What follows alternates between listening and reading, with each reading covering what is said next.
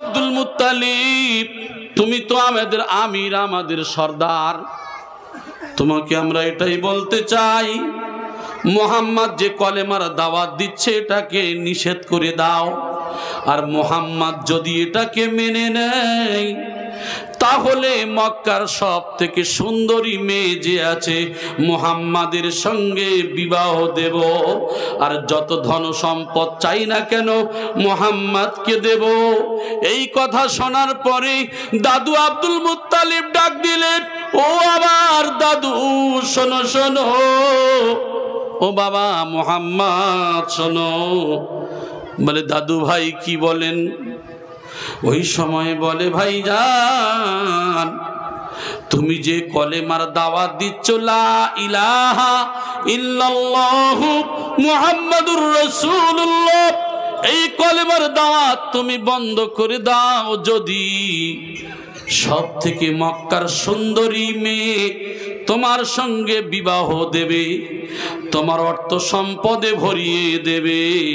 ওই সময় বলেছিল, দাদু গো, ও আমার দাদু আব্দুল মুত্তালিব, আমি নবী যদি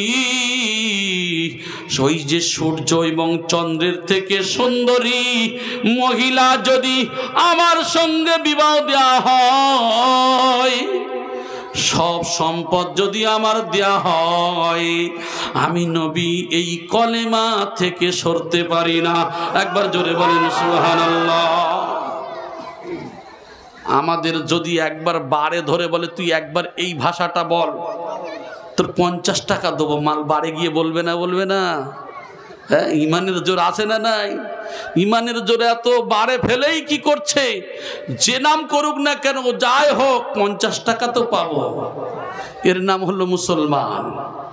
অথচ এরাই বলে নবী 12-11টা বিবাহ করেছে, 13টা বিবাহ করেছে। এরাই বিচার করে। কারা করে?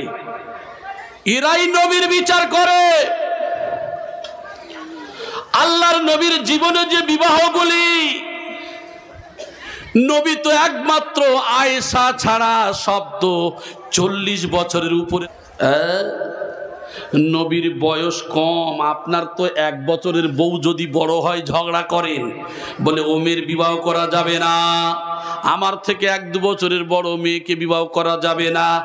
আর নবীর বয়স হলো 25, আর হযরতে মা খাদিজার বয়স হলো 40।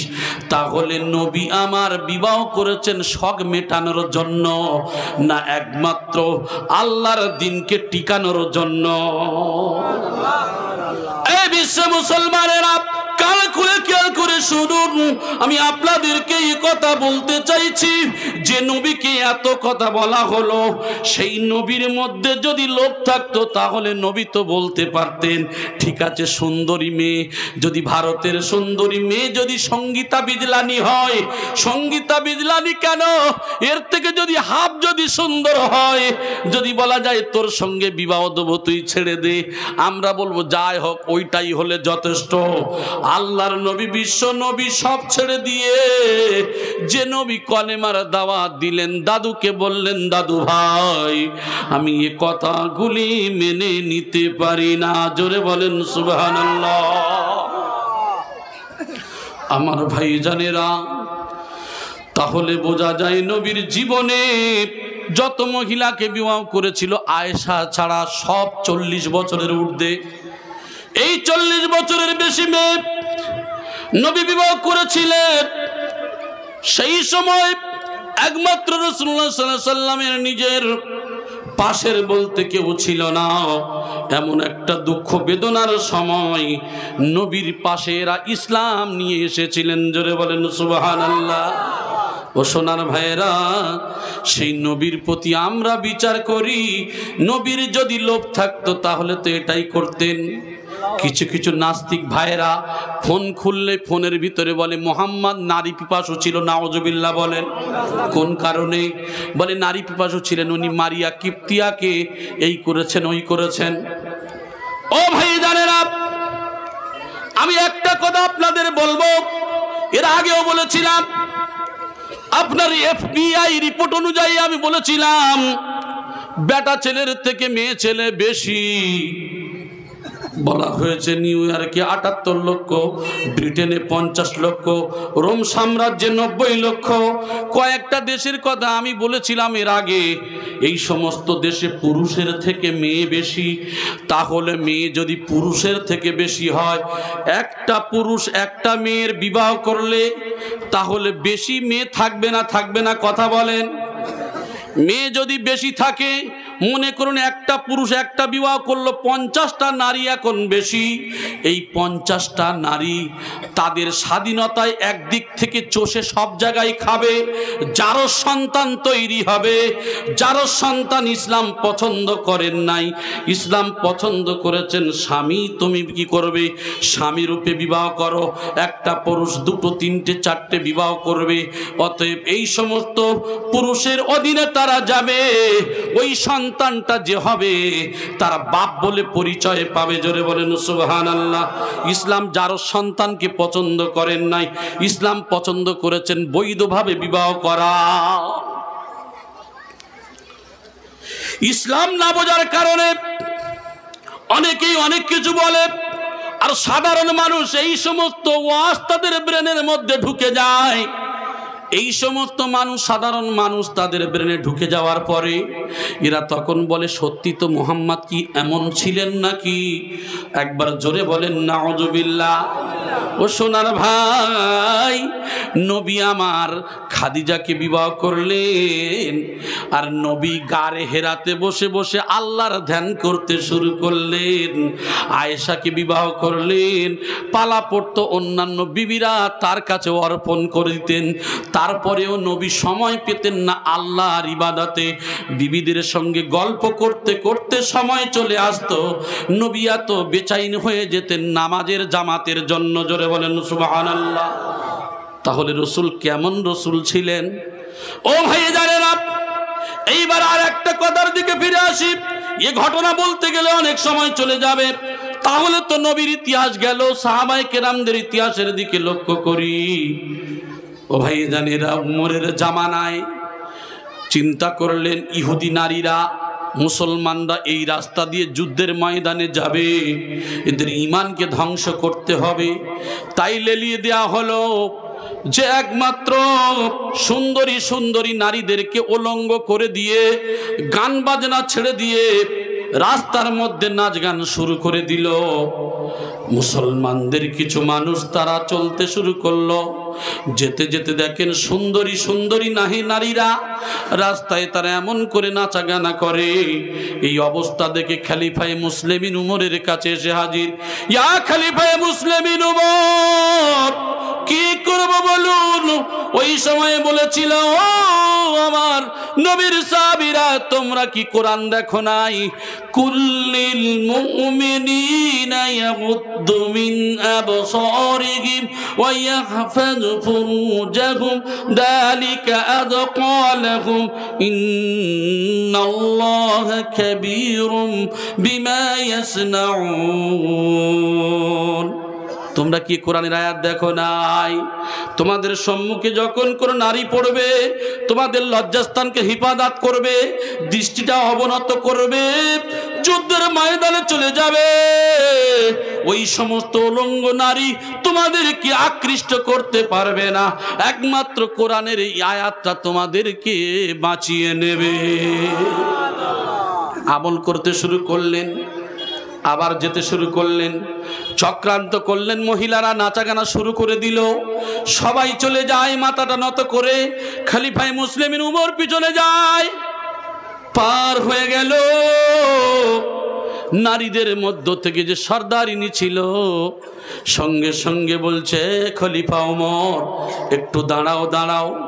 সঙ্গে সঙ্গে নিজের বস্ত্রটা পরে নিয়ে উমরের কাছে গিয়ে বলছে, ওমর আমরা সব থেকে সুন্দরী নারী আমাদের দেখলে তো মানুষ প্রেমে পাগল হয়ে যাওয়ার কথা, তোমাদের দলবল সব এখান থেকে চলে গেল, একবার কি আমাদের দিকে তাকাতে পারলো না?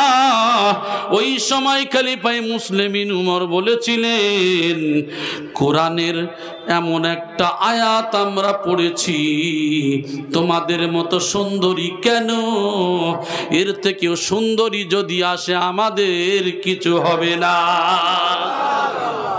ওই সময় মহিলারা যত দল ছিল খলিফা মুসলিমিনকে বলছে, ওমর, কোরআনের যদি একটা আয়াতের ক্ষমতা যদি এত থাকে, ও ওমর আজকের মুসলমান বানিয়ে নাও, কারণ এই কোরআনের এত আয়াত তাহলে কত ক্ষমতা বলো। হাতে হাত দিয়ে কলেমা পড়তে শুরু করলেন, আশহাদু আল্লা ইলাহা ইল্লাল্লাহু ওয়া আশহাদু আন্না মুহাম্মাদান আবদুহু ওয়া রাসূলুহু। আরেকটু জোরে বলেন সুবহানাল্লাহ। আমি আপনাদেরকে বলতে চাইছি, কোরআনের আয়াতের একটা আয়াতের ক্ষমতা যদি এত হয়, সেই মহিলারা বললেন কোরআনের এতগুলি আয়াতের ক্ষমতা তাহলে কত? ও ভাইজানেরা, এইবারে আমি চলে আসি, তাহলে তো সাহাবাদের জীবনের একটা ইতিহাসের কথা আমি তুলে ধরলাম। আমার ভাইজানেরা, এবার একবার দেখেন সুফি মুফতি আজানগাছি রহমাতুল্লাহ আলাইহির চতুর্থ আপনার তৃতীয় খলিফা সুফি আপিসি রহমাতুল্লাহ আলাইহি, তারপরে চতুর্থ খলিফা হলেন সুফি সবল সিংহপুরী রহমাতুল্লাহ আলাইহি। ইনার জীবনের নিউ মার্কেটের কথা একটু বলি। ইনি যখন হুজরা থেকে বার হতেন, বার হয়ে আস্তে আস্তে করে যখন মাথাটা নত করে আল্লাহর কোরআনটা কোলে করে নিয়ে বুকের মধ্যে ধরে নিয়ে যেমন হাঁটতেন, ওই জমিনে যখন পা পড়তো আমরা তাকিয়ে তাকিয়ে দেখতেন, ওয়াইবাদুর রহমানিল্লাযীনা ইয়ামশুনা আলাল আরদি হাওনা, যে আল্লাহর বান্দারা জমিনের উপর দিয়ে যখন চলে, এই জমিনটা টের পায় না আমার উপর দিয়ে মানুষটা এমন করে চলে। ওই মানুষগুলি যখন চলে অহংকার নিয়ে চলে, আর এমন একজন আল্লাহর মেহবুব বান্দা যখন চলে, অহংকার তো দূরের কথা, অহংকারকে দাফন করে দিয়ে চলে।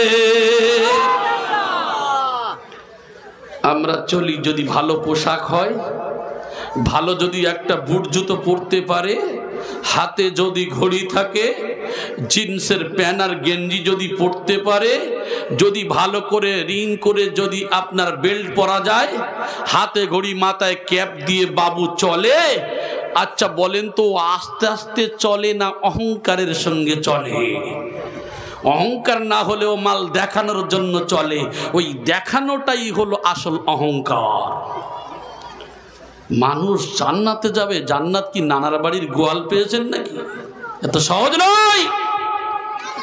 জান্নাতে যাওয়া বড় কঠিন, তবে ইমানদারের জন্য সহজ, ইমানদারের জন্য সহজ। আমি আপনি একটু ফিকির করি, ইসলামকে নিয়ে ভাবি, চিন্তা করি, সারা জীবন শুধু তাবাররুক খাবেন আর একটু ওয়াজ নসিহত শুনে এখানে ঝেড়ে দিয়ে চলে যাবেন, কাজ কিছু হবে না। দিলের মধ্যে আসর করতে হবে। এই জন্য করে বয়ান বক্তৃতা শোনার সাথে সাথে যদি কথা না বলেন, ও মগজে থাকবে না। আমার ভাইজানেরা, তাহলে আমি আপনাদেরকে যে কথা বলছিলাম, আল্লাহর মেহবুব বান্দা যখন চলতেন মাথাটা নত করে করে চলতেন, আবার মাঝে মাঝে পাটিটা যে সরে যেত, সুন্দর করে পাটিটা আবার ভজিয়ে দিতেন।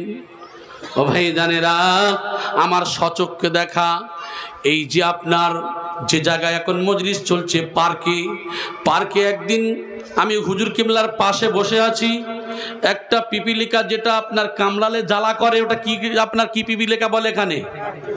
কাঠ পিঁপড়া বলে, তাই তো? আমাদেরও একই কথা।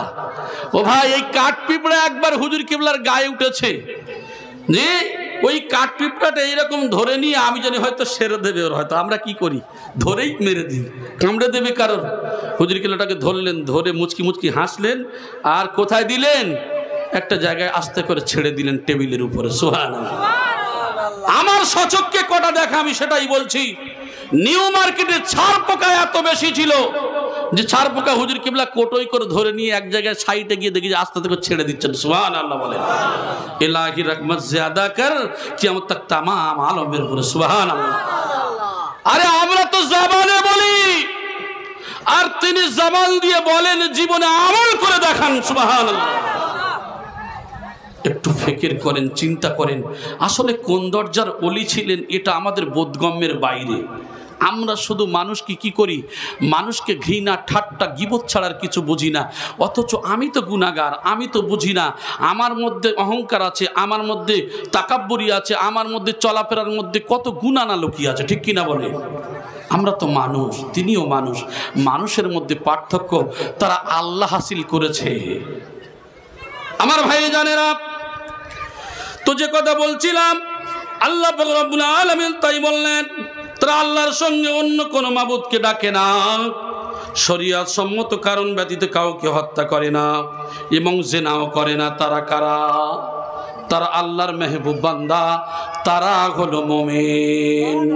ইন্নামাল মুমিনুনা আল্লাযীনা ইযা যুকিরাল্লাহু ওয়াজিলাত কুলুবুহুম ওয়া ইযা তুলিয়াত আলাইহিম আয়াতুহু যাদাতুহুম ঈমানাও ওয়া আলা রাব্বিহিম ইয়াতাওয়াক্কালুন। আল্লাহর মুমিন বান্দা হলো ওরাই ইযা যুকিরাল্লাহ, আল্লাহর জিকির যখন করা হয়, ওয়াজিলাত কুলুবুহুম, তাদের অন্তরে কম্পন শুরু হয়ে যায়। ওয়া ইযা তুলিয়াত আলাইহিম আয়াতুহু, আর আমার যখন নিদর্শন সমূহ পাঠ করা হয়, যাদাতুহুম ঈমানা, আমার তাদের ঈমানটা কি হয়, বেড়ে যায়। একবার জোরে বলি সুবহানাল্লাহ।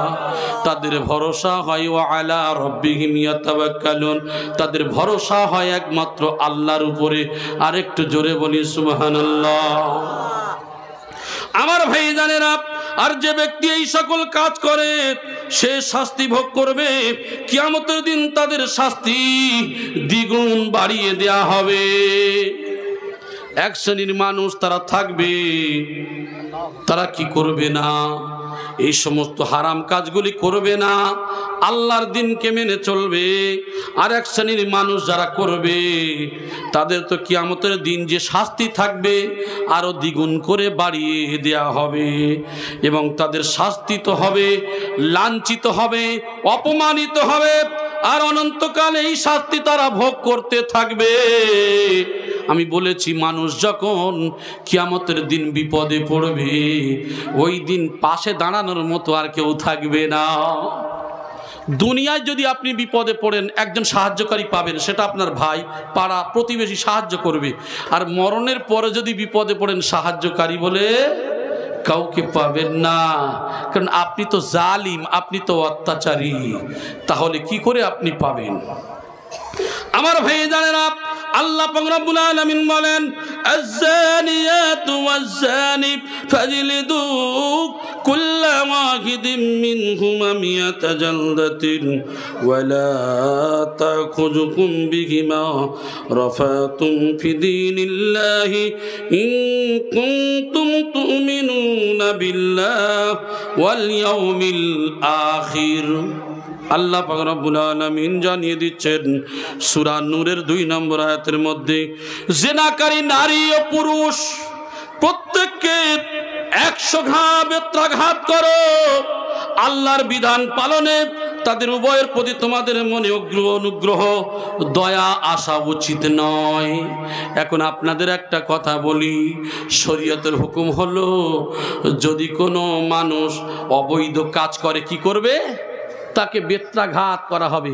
আচ্ছা বলেন তো, যদি বেতের ছড়ি যদি লাগানো হয় কারোর, আমরা দাঁড়িয়ে দাঁড়িয়ে দেখি, মায়া হবে না হবে না? কথা বলেন, দুনিয়ার নিয়মে মায়া হবে।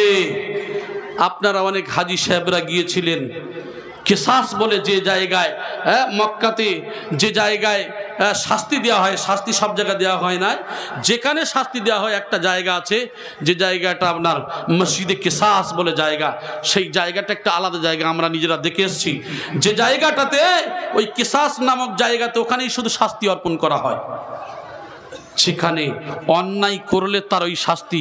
আচ্ছা বলেন তো, জানেন অন্যায়কারী যে এই অন্যায় করলে ওই শাস্তি হবে, তাহলে দয়া মায়া করবে না, তাকেই মেরেই ফেলা হবে? বলেন তো দেখি, ওই কাজ আর কেউ করবে বলে মনে হয়? কেন করবে না? জানে এখানে কোনো দয়ার কারবার নেই, তাহলে মেরেই তো ফেলবে, তাহলে দ্বিতীয়বার সে এই কাজ করবে না। আর যদি আমরা দয়া মায়া করে দুঘা দিয়ে যদি ছেড়ে দিই, বিচারক ভাইয়েরা, যেটা আমাদের সমাজে যেটা চালু আছে, করলাম, করার পরে 1 মাস কি 2 মাস জেলে এখানে ওখানে বন্দি করে দিল, আসার পরে সে একটু ভালো থেকে আবার ফের ওই কাজ করে না, করে না? এটাই হলো ইসলামের আইন, এটাই হলো দুনিয়ার আইন, এটাই পার্থক্য। তবে ইসলামের আইন চালু হবে কবে? যেদিনকে ইমাম মেহেদী আসবে সেই দিন হবে। আমার ভাই জানেরা, এবার আপনাদেরকে আমি বলতে চাই, এই যা তাদের প্রতি দয়া অনুগ্রহ করা উচিত নয়। যদি তোমরা আল্লাহর প্রতি, কিয়ামতের দিবসের প্রতি যদি বিশ্বাসী হও, আল্লাহর দিনের প্রতি, আল্লাহর প্রতি যদি বিশ্বাস করে থাকি, বিচার বিচারকের মতো হবে। বিচার, আমার ছেলে অন্যায় করেছে ছেড়ে দেব, আর পরের মেয়ে অন্যায় করেছে তার বাঁশ আচাচা দিয়ে দেব। যেটা আমাদের সমাজে আছে না নাই? আমরা কি করি? যদি আমি বিচারক হই, আমার ছেলেকে আমি কি করে বাঁচাবো চিন্তা। আর যদি অন্যজন যদি হয়, তাহলে মাল ভেড়ার আগে তারপরে দেখি। জি, আচ্ছা, দুনিয়ার বিচারকরা বিচার করে 19-20 হয় না, হয় না? কিয়ামতের দিন কিন্তু বিচারের খুব বিপদে পড়বে।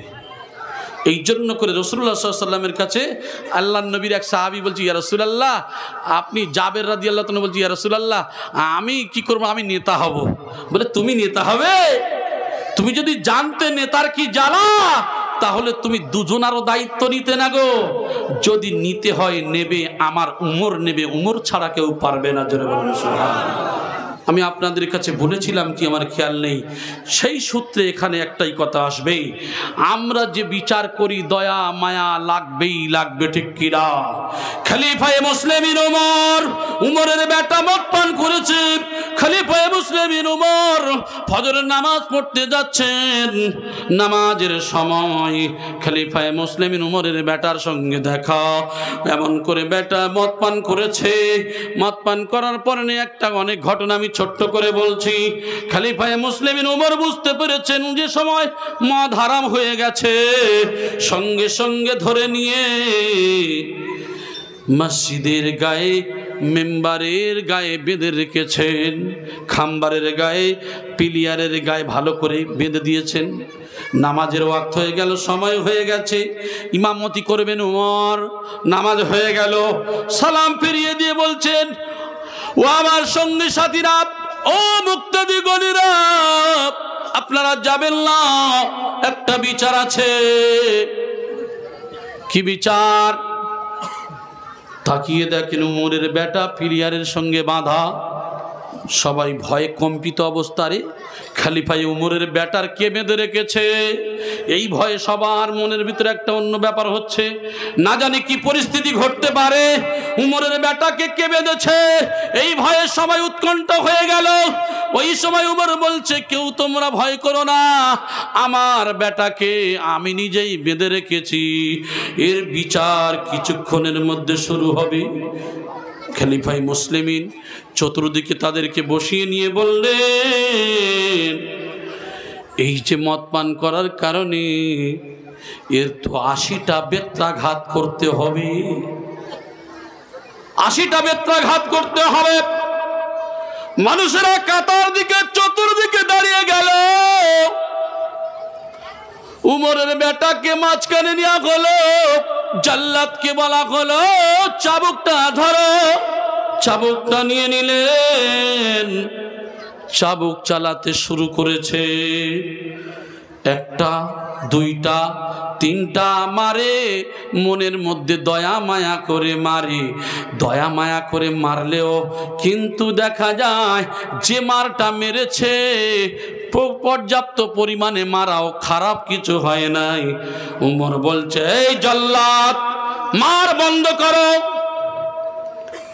তুমি যে তিনটা মেরেছ ওই মারাটা তোমার সঠিক মারা হয় নাই, কারণ তোমার ওই তিনটা মার আমি উমর আমার কাছে একটাই মারের সমান। সুবহানাল্লাহ বলবেন না? বিচারক দেখেন নিজের ছেলে নিজের সন্তানের শাস্তি। উমর বলছে, তুমি তিনটা যে মেরেছ আমার কাছে একটার সমান। কম্পিত অবস্থায় তারপরেও উমরের কথা শুনে আশ্চর্য হয়ে গেল। উমর রাদিয়াল্লাহু তাআলা নিজে চাবুকটা হাতে তুলে নিলেন, নিজে হাতে চাবুক তুলে নিয়ে মারতে শুরু করে দিলেন। একটা দুইটা তিনটা চারটা পাঁচটা 50টা যেতে যেতে উমরের বেটা দুনিয়া থেকে বিদায় নিয়ে চলে গেল। খলিফা মুসলিম উমর সন্তানকে জড়িয়ে ধরে বলছে, বাবা আমি তোকে বড় কষ্ট করে মানুষ করেছি বাবা, কিন্তু শরীয়তের হুকুম, কোরআনের হুকুম, আমার আল্লাহর হুকুম আমি উমর যদিও অমান্য করি, গোটা বিশ্বের মানব অমান্য করে ফেলবে। আমি উমর তোমার থেকে আমার আল্লাহর হুকুমকে বড় ভালোবাসি। তবে বাবা রে, আমি তোকে বড় মহব্বত করি, বড় ভালোবাসি, কিন্তু আমার আল্লাহর আইনটাকে কিন্তু আমি তোমার থেকে ভালোবাসি না। আমি আল্লাহর আইনকে তার থেকেও বেশি ভালোবাসি। খলিফা মুসলিমিন সন্তানের জড়িয়ে ধরে ক্রন্দন করেন, ক্রন্দন করেন। দুনিয়ার মহব্বত, দুনিয়ার ভালোবাসা তো থাকবে, তারপরেও দাফন কাফনের ব্যবস্থা করা হলো। দাফন কাফনের ব্যবস্থা করে দিয়ে, দাফন করে দিয়ে বেত্রাঘাত বেত্রা তুলে নিলেন। 30টা তো এখন পর্যন্ত বাকি। দাফন করে দিয়ে কবরের উপরে 30টা চাবুক চালিয়েছিলেন, তিনি হলেন খলিফায়ে উমর। আমার ভাই জানেরা, সেই উমরের বংশধর হলো সুফি মুফতি আজম গাজী রহমাতুল্লাহ আলাইহি। তার বিচারটা এইরকমই হওয়া উচিত, এমন এইরকমই বিচার। আমার ভাই জানেরা, আমি আপনাদেরকে বলতে চাই, আল্লাহর মেহবুব বান্দাদের দিকে লক্ষ্য করেন। সবল সিংহপুরী রহমাতুল্লাহর কিছু ইতিহাস আমার মনে আছে, তবে আমি অত ভেঙে বলতে চাচ্ছি না কিছু বিচারের কথা। তবে আমি আপনাদেরকে একটু বোঝাই দিলাম খলিফা উমরের ইতিহাসের দিকে। আপনারা জানেন তিনি এমন স্টিক, এমন ক্ষমতা, এমন দাপট ছিল যে মানুষ সামনে দাঁড়িয়ে বুঝতে পারতেন যে দেখলে যেন আল্লাহকে মনে করিয়ে দেয়, ঠিক কিনা? আল্লাহর মেহবুব বান্দার দিকে দেখলে মনে হয় যিনি একটা প্রকৃত আল্লাহর মেহবুব বান্দা। আমার ভাই জানেরা, একটা চোর তার মুখের দিকে তাকালে বুঝতে পারবেন, একটা অপরাধী তার যখন বিচারের মাঠে নিয়ে আসবেন মুখের দিকে তাকালে বোঝা যায় মুখের ফেসটা। আমার আপনার কিছু বোঝার ক্ষমতা আছে না নাই? কথা বলেন। মুখের ফেস দেখি মানুষের ভালো মন্দ অনেকটা অনুমান করা যায়। আমরা তো কিছুই বুঝি না, অনুমান কিছুটা অন্তত কিছু বোঝা যায়। আমার বলার উদ্দেশ্য হলো উমর রাদিয়াল্লাহু তাআলা আনহু এরকম বিচারক ছিল যে উমরের বিচারটা এত স্ট্রিক্টলি, এত ক্ষমতাবান যে বিচার তার কাছে নিজের সন্তান বিচারটা সঠিক পেয়েছে। আপনারা জানা ইতিহাস, একজন মুসলিম একজন ইহুদি আল্লাহর নবীর খলিফার কাছে বিচার নিয়ে গেছে। উমর রাদিয়াল্লাহু তাআলা আনহুর কাছে বিচার নিয়ে গেছেন। বলছে এর আগে কার কাছে বিচার নিয়েছো? বলে নবীর কাছে। নবীর কাছে বিচার নিয়ে গেছে, পছন্দ হয় নাই? বলে না, ইহুদির পক্ষে রায় দিয়েছে। বলে ঠিক আছে একটু দাঁড়াও। চলে গেলেন কামরার মধ্যে, বার হয়ে আসলেন তরবারি নিয়ে, ওই মুসলমানকে এদিক থেকে চালিয়ে ওদিকে করে দিলেন। তখন রটে গেল উমর মুসলমানকে হত্যা করেছে। আল্লাহর নবী বললেন, না না, উমর মুসলমানকে হত্যা করে নাই, উমর তো সঠিক বিচারটাই করেছে।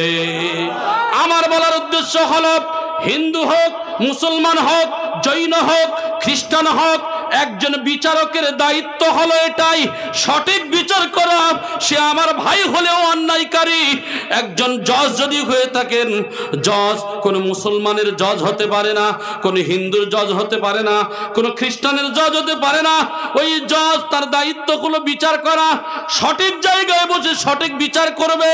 ওই বিচার যদি 19-20 হয়ে যায়, কাল কিয়ামতের ময়দানে তার হিসাবের কাঠগড়াতে দাঁড়াতে হবে। এত সহজ নয় আমার ভাই জানেরা। সেই জন্য করে আপনাদের অনুরোধ করে বলবো, পায়ে ধরে বলবো, শরিয়তকে মান্যতা দিন, আল্লাহর রসুলের তরিকাকে মেনে নিন। আমরা যারা দায়িত্বে আছি, বরং কি করব, কোনো যদি বিচারক, কোনো যদি মানুষ, কোনো অন্যায়কারী যদি আমাদের কাছে আসে, বাদী বিবাদী, আমাদের কাছে দায়িত্ব হলো, আমার ভাই তুমি তো মুসলমান, তুমিও তো হিন্দু, বা তুমিও তো মুসলমান, না না তোমরা তো ভাই ভাই, সামান্য 1 বিঘত 1 হাত অমুক তমুক এই জমিনের জন্য, জায়গার জন্য কেন বিবাদ করো ভাই? আমার হুজুর কিবলা আপনার জানেন, এই যে হুজুর কিবলা যিনি গদ্দিনসীন, ইনি একদিন বয়ানের মাধ্যমে বলেছিলেন যে বাবা 1 বিঘত 1 হাত জায়গার জন্য মামলা করতে যেও না বাবা, কত টাকা তোমার চলে যাবে, অথচ সব বেকার হয়ে যাবে। ও বাবা, 1টা হাত যদি ছেড়ে দাও, সেও তোমার ভাই, তোমার পাড়া প্রতিবেশী, তোমার গ্রামের ভাই। ওই 1 হাত ছেড়ে দেওয়ার জন্য অনন্ত জীবন কবরে শুয়ে শুয়ে সদকায়ে জারিয়ার সওয়াব পাবে। কিসের ঝগড়া, কিসের ঝগড়া করেন ও ভাই জানেরা? ওই 1 হাত জায়গা যে ছেড়ে দিয়েছে, ওই জায়গাটা তার উপকারে লেগেছে, জেনে রেখে দেবেন। ওই যে ব্যক্তি ব্যবহার করছে আর আপনার কবরের সঙ্গে সাদকায়ে জারিয়া হয়ে গেছে, আপনার পা ঘুরিয়ে পৌঁছাচ্ছে প্রত্যেক দিন। এই জন্য করে আমাদের দায়িত্ব হলো ভালোবাসা দিয়ে বোঝানো। আমরা কি করি, বরং আমরা বলি এই 1 কাজ কর, 2 পার্টি এসেছে, 1 পার্টি প্রথম জানালো, আমি বলছি তুই তমলুক থানায় গিয়ে আগে কেস কর। আবার 1 পার্টি পরে এসেছে, বলে তোর এরম করেছে, বলে হ্যাঁ, তুই আর 1 কাজ কর, তুই তমলুক থানায় গিয়ে তুইও লাগা। কাজ কারবার দেখেছেন, এদিকে এরও বললো, ওদিকে ওরও বললো। আমার ভাই, এইবারে মাঝখান থেকে বলছি, এটা তোর এই করতে হবে, কিছু মাল দে, এর কাছেও খায়, ওর কাছেও খায়, কদিন আমি আপনি বাঁচবো জি? আরামে থাকবেন, আরামে খাবেন, 10 বছর 20 বছর। ইন্নাল্লাহ আলিমুন খাবীর, ইন্নাল্লাহ আলিমুম বিজাতিস সুদূর। যার দেখার সে ঠিক দেখছে, যার খবর ঠিক খবর রেখে দিয়েছে। কেননা 2 কানে তো 2 জন সিসি ক্যামেরা বসানো আছে। ওই 2টা সিসি ক্যামেরার সম্পর্কে আমি বলেছিলাম, এই 2টা সিসি ক্যামেরা সব সময় রেডি হয়ে আছে। কিন্তু আমার আল্লাহ এত ভালোবাসেন, আমার আল্লাহ বান্দারে এত মহব্বত করে, গুনাহ করলে একটু অপেক্ষা করে, কখন আমার বান্দা তওবা করে, কখন ক্ষমা চায়, কখন ক্ষমা চায়, আর একটু সময় দেয়। যদি সময় না পায়, যদি গুনাহ যদি করতেই থাকে তখন অনেক পরে তার গুনাহ লেখা হয়। আর বান্দা যখন একটা নেকি করে, সঙ্গে সঙ্গে লেখা হয়। জোরে বলেন সুবহানাল্লাহ। হে মানুষ, একবার কি চিন্তা হয় না, ফিকির হয় না, একবার কি ভাবনা? আমার ভাই জানেরা, সেই সম্পর্কে আল্লাহ পাক রব্বুল আলামিন যুগে যুগে নবী রাসূল দিয়ে, সাহাবা, তাবেঈন, আইম্মায়ে মুজতাহিদিন, আউলিয়া কিরামদের জামানাতে তারা আসার পরে ঠিক ওই রূপভাবে দিনের প্রচার করছেন, দিনের দাওয়াত দিচ্ছেন। আমি আপনি যদি একটু ফিকির করি, চিন্তা করি, তাহলে বুঝতে পারবো আমার ভাইজানেরা, এবার আমি যে হাদিসটা পড়েছিলাম, আন উবাদাতাস সামিত আন্নান নবী সাল্লাল্লাহু আলাইহি সাল্লাম قال খুযু আন্নী قد جعل الله لهن سبيل البكر بالبكر جلد مئات تغريب عامي والسيب بالسيب جلد مئات الرجم। উবাদা ইবনে সামিত রাদিয়াল্লাহু তাআলা আনহু বলেন, রাসূলুল্লাহ সাল্লাল্লাহু আলাইহি সাল্লাম বলেন, তোমরা আমার নিকট হতে আল্লাহর বিধান গ্রহণ করো। কথাটি রাসূল সাল্লাল্লাহু আলাইহি সাল্লাম দুবার বললেন। আল্লাহর বিধান কে পাঠিয়েছেন? আল্লাহ। বিধান কে দিয়েছেন? আল্লাহ। প্রচার করেছেন কে? রাসূল। তাই বলছে আল্লাহর দেওয়া বিধান আমার নিকট থেকে তোমরা যা পেয়েছো সেগুলো সঠিকভাবে তোমরা মেনে নাও, তোমরা সঠিকভাবে তোমরা এগুলো করো। একবার নয়, দুবার বললেন। আল্লাহ তাআলা তাদের জন্য নির্ধারণ করেছেন অবিবাহিত নারী ও পুরুষকে 100 বেত্রাঘাত এবং 1 বছরের জন্য নির্বাসন করতে হবে, আর বিবাহিত নারী পুরুষ রজম করতে হবে। এখানে একটা কথা বলি, যদি ইয়ং ছেলে মেয়ের মধ্যে জেনা হয় তাহলে 100টা বেত্রাঘাত করা শরীয়তের হুকুম। আচ্ছা, 100টা বেদ মারলে সে বাঁচবে না মরবে? মরে যাবে। আর যদি বিবাহিতা হয়, বিবাহের পরে স্বামী আছে, বিবি আছে, তারপরে অবৈধ সম্পর্ক আছে না নাই? আপনাদের এলাকায় নাই, আমাদের এলাকার কথা বলছি। আমার কাছে তো অনেক পেশেন্ট এমন আসে শুধু, জি এই সব কারবার শুধু চলছে। এখন মৌলী সাহেবদের কারবার, যদি তাবিজ দিয়ে যদি পয়সা নেওয়া যায় সর্বনাশ হয়ে যাবে, যে দিনে 50-1 লাখ কামিয়ে ফেলতে পারবে। আমার ভাই, আলহামদুলিল্লাহ, শুধু হাক্কানি আঞ্জুমানের ছায়াতলে যদি না থাকতাম তাহলে মনে হয় কোথায় চলে যেতাম আল্লাহ পাকই ভালো জানে। আলহামদুলিল্লাহ, কারণ আল্লাহর শুকর গুজারি ছাড়া আর কোনো রাস্তা নাই। আমি আপনাদেরকে যে কথা বলতে চাচ্ছি, আসলে মৌলী সাহেবদের তাবিজ কবজে কাজ হবে না। এ তরিকা ধরতে গেলে রাসূলুল্লাহর তরিকা ধরলে শান্তি হবে, নচেত শান্তি পাবেন না। আমার ভাইজানেরা, যে কথা বলছিলাম, তাহলে বিবাহিতা নারী পুরুষ যদি জিনা করে 360টা খ মারবে। কি মারবে? পাথর দাঁড় করিয়ে দেওয়া হবে, পাথর নিক্ষেপ করা হবে। 360টা পাথর যদি মারা যায়, ও আর বাঁচবে বলে মনে হয়? আরে তো তার আগেই তো চলে যাবে। 25 পিস ঠিক সাইজের মাল পড়লে ওখানেই খবর শেষ। আমাদের ভাই আগে বলছিলেন, আমাদের মৌলানা সাহেব বলছিলেন না, আমাদের ডক্টর সাহেব, উনি মাস্টারিও চাকরি করেন, উনি একটা কথা বলছিলেন না, দাহিয়াতুল কলবির ইতিহাস বলছিলেন। সম্ভবত আমি যতটুকু শেষে শুনেছি, দাহিয়াতুল কলবি একজন সাহাবী কখন হলেন? ইনি তো জ্যান্ত মেয়েদেরকে পুঁতে ফেলতেন। নিজের মেয়েকে নিয়ে গর্ত করছেন, বাপ বাপ বলে চিৎকার দিয়ে বলছে, আব্বু আপনি কি করবেন? বলে, মা একটু পরে দেখতে পাবে। তো নিজের ওই মেয়ে কাপড় দিয়ে মুখ টুক সব মুছিয়ে দেয়। মেয়ের সঙ্গে বাপের মহাব্বত বেশি আছে না নাই? কথা বলে বেশি মহাব্বত। সেই সন্তান গিয়ে বারবার মুখ মুছিয়ে দেয়, বলে আব্বু কি করবে? বলে একটু পরে দেখতে পাবে। গর্ত করে নিজের সন্তানকে ওই গর্তের মধ্যে ফেলে দিয়ে নুড়ি পাথর দিয়ে পাথর নিক্ষেপ করা হয়েছে, রক্ত ফিনকি দিয়ে বার হতে শুরু হয়েছে। চিৎকার দিয়ে বলছেন, আব্বু আমি তো কোনো দোষী নয়, আমাকে ছেড়ে দেন, আমি দূর দেশে চলে যাব, আমি আপনার বাড়িতে যাব না। অনেক কাকুতি মিনতি করার পরে নিষ্ঠুর পিতা তারপরেও তিনি দাফন করে দিয়ে চলে গেলেন। বারবার আওয়াজ যখন ভেসে আসে, রাসূলুল্লাহর কাছে গিয়ে এক মসজিদে নববীর কোণে গিয়ে ক্রন্দন করছেন, কাঁদছেন। কি ব্যাপার? কাঁদে কে? ইয়া রাসূলুল্লাহ, অমুক একজন ব্যক্তি কান্নাকাটি করছে, নিয়ে এসো। কি ব্যাপার, তুমি কাঁদো কেন? ইয়া রাসূলুল্লাহ, ইয়া হাবিবাল্লাহ, হুজুর আমি এই জন্য করে কাঁদি, আমার জীবনে আমি এমন একটা পাপ করেছি যে আমার আল্লাহ মাফ করবে না। কি এমন অপরাধ করেছো যে মাফ করবে না? তখন ঘটনাটা যখন বলছেন, আল্লাহর রাসূলের চোখ মোবারক থেকে পানি ঝরঝর করে ঝরছে। বিআইয়ি জামবিন কুতিলা, কি অপরাধে তুমি মারলে? মানুষ কি পারে এইভাবে হত্যা করতে? মানুষ কি এত নিষ্ঠুর হতে পারে? নিজের সন্তানকে গর্তের মধ্যে ফেলে দিয়ে পাথর নিক্ষেপ করে তার কপাল ফেটে ফিনকি দিয়ে ফোয়ারা দিয়ে রক্ত বের হচ্ছে। নিজের পিতা, নিষ্ঠুর পিতা চাপা দিয়ে চলে আসছে। আমার ভাই, এই পরিস্থিতি তারপরেও আল্লাহ রসুল শুনে চপচপ করে চোখ থেকে পানি পড়ছে, তারপরেও রসুল বললেন মানুষ কি এত নিষ্ঠুর হতে পারে?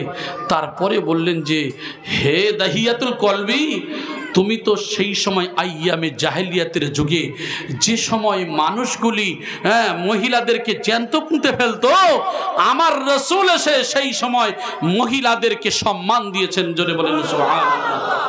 সেই সম্মানিত করেছেন ইসলাম। জোরে বলেন সুবহানাল্লাহ। তারপরে কি করলেন?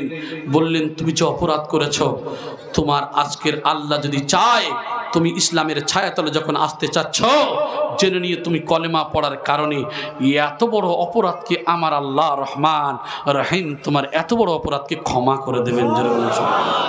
আপনারা জানেন যে মক্কা শরীফ থেকে যে আপনার মসজিদে আয়েশা থেকে যখন যায়, ওই তানঈম বলা হয়, মসজিদে আয়েশাতে যাওয়ার ওই যে লাল বাসগুলো দাঁড়িয়ে থাকে, ওই স্ট্যান্ডের পাশেই এই কবর, জ্যান্ত মহিলাদের যে পুঁতে ফেলার কবরটা ওখানেই রয়েছে।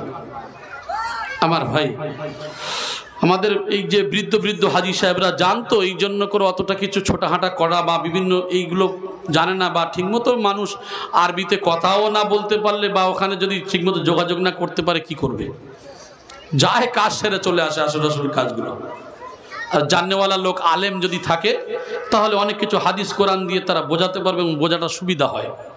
তো যাই হোক, যে কথা বলছিলাম আমার ভাই জানেন, একবার দরুদ শরীফ পড়েন তো।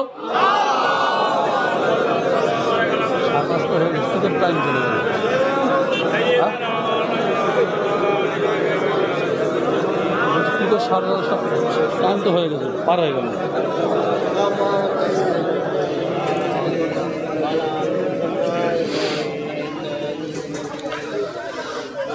আসলে বলতে বলতে টাইম কখন শেষ হয়ে গেছে। আর একটা হাদিস শুনিয়ে দিই ইনশাআল্লাহ। আমার ভাই একটু মুহাব্বতের সঙ্গে দরুদ শরীফ পড়েন, উঠবেন না কিন্তু এই টাইমে। একটা হাদিস শুনিয়ে দেবো ইনশাআল্লাহ।